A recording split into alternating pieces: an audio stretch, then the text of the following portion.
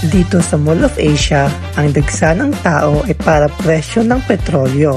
Patuloy ang pagtaas, pero hindi alintana ng marami ang gastusin basta't makapasyal at makapamili. Ngayong Easter Sunday, sinubukan kong pasukin ang pamilyar na mundo na laging binabalikan ng mga pamilyang Pilipino. Malapit sa umiikot na carousel, bubungad sa iyo ang kaharian ng kulay, ang Toy Kingdom. Sa entrance pa lang, may mga Lego stations na pwedeng paglaruan, isang matalinong paraan para makuha agad ang atensyon ng bata. Bawat sulok ay may sistema. Ang mga laruan ay nakahati ayon sa branding at kasarian.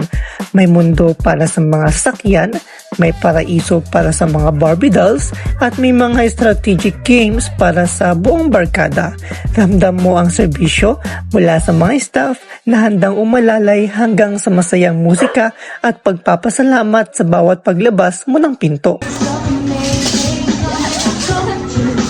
Ngunit sa gitna ng saya, may mas malalim na obserbasyon. Mas mahal ang mga ito kumpara sa mga laruang nabibili sa bangketa noong bata pa tayo.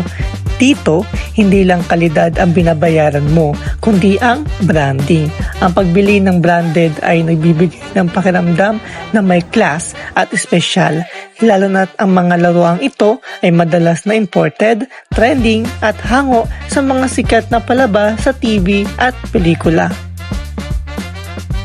Hindi lang sila nakakulong sa pisikal na tindahan. Gamit ang kanilang website at social media, patuloy ang kanilang mga special offers, 56% recommendation rating, at interactive features na uudyok sa iyong i-click ang add to cart. Ang Toy Kingdom ay hindi lamang isang simpleng lugar para sa libangan.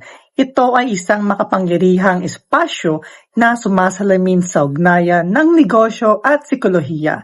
Sa likod ng mga makukulay na estante, matatagpuan ang mga mekanismo ng modernong ekonomiya na humuhubog sa gawi ng mga mamimili. Ang disenyo ng Toy Kingdom ay isang sensory trap. Gamit ang maliliwanag na ilaw, masayang musika at mga demo stations, hinikayat nito ang mga bata na maranasan ang produkto bago pa man ito mabili. Ayon sa konsepto ng Pester Power, nililikha ng tindahan ang kapaligirang nagtutulak sa mga bata na mangulit sa kanilang mga magulang na nagresulta sa impulse buying o pagbili ng higit sa aktwal na pangangailangan. Karamihan sa mga laruan dito ay imported at bunga ng mass production mula sa ibang bansa gaya ng China. Bagamat may mga eco-friendly na linya, kapansin-pansin pa rin ang labis na single-use plastic sa packaging. Ang limitadong presensya ng mga lokal at handmade na produkto ay nagpapakita ng dominasyon ng global supply chain kung saan mas binibigyang diin ang murang labor at bilis ng produksyon kaysa sa ethical na paggawa. Sinasalamin ng tindahang ito ang mga halaga ng kapitalismo sa pamamagitan ng branding at urgency. Ang mga pang-highlight sa mga higanteng franchises gaya ng Disney o Marvel ay nagpapatunay na ang kita ay nakatali sa popularidad ng intellectual property. Ang mga limited edition o exclusive sales ay lumilikha ng artificial na pangangailangan kung saan ang kaligayahan ng bata ay madalas na ikinakabit sa pagkakaroon ng pinakabagong uso. Sa huli, ang Toy Kingdom ay higit pa sa isang makulay na pasyalan ng mga bata. Ito ay isang buhay na manifestasyon ng kapitalismo at consumerism sa ating bansa.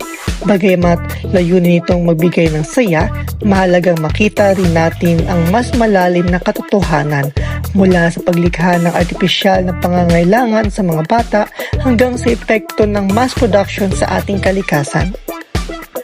Bilang isang mamimili, ang ating hamon ay maging mas mapanuri, hindi masamang bumili ng saya, ngunit dapat nating tandaan na ang tunay na halaga ng paglalaro ay wala sa presyo o brand o sa dami ng koleksyon, kundi sa karahasan at pagkatuto na hindi kayang tapatan ng anumang material na bagay.